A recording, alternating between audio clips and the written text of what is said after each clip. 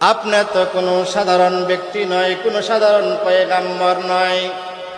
ও নবী, আপনি হলেন রাহমাতাল লিল আলামিন। আমি আল্লাহ রাব্বুল আলামিন সারা দুনিয়ার জগতের জন্য আপনাকে রহমত স্বরূপ পাঠাইলাম।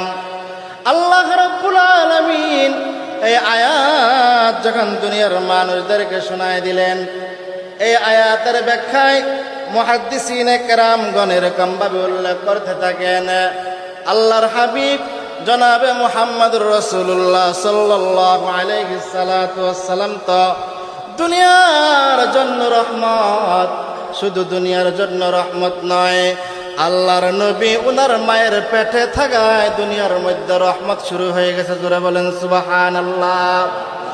মক্কার মধ্যে আমেনার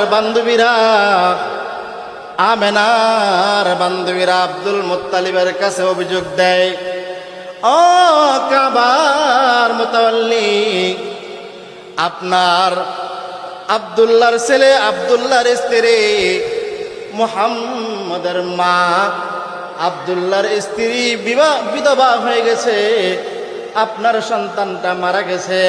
বিধবা অবস্থায়